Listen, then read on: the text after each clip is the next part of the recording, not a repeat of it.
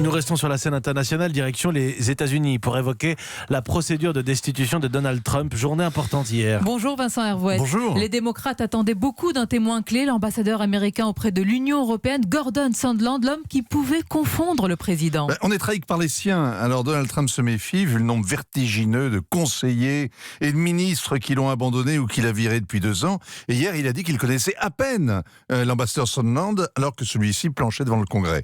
Gordon Sondland est le premier témoin direct que les démocrates mettaient sur le gris. Il discutait en tête-à-tête avec le président de l'Ukraine, librement et même vulgairement, ces milliardaires se parlant cru comme des copains de régiment. Il peut donc citer le président et le compromettre. Et il confirme que c'était donnant-donnant avec les Ukrainiens, qu'il devait enquêter sur Joe Biden pour obtenir une aide militaire. Avec Mike Pence et Mike Pompeo, ils leur ont mis le marché en main. Mais il reconnaît que jamais Donald Trump ne lui a ordonné de le faire. Au contraire, Donald Trump lui a dit « pas de donnant-donnant, je ne veux rien ».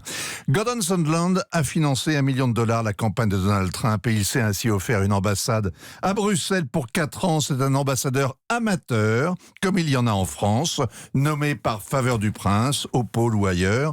Et devant le Congrès, il a réagi comme un diplomate professionnel qui donne dans ce télégramme une prévision et son contraire pour n'être jamais pris en défaut.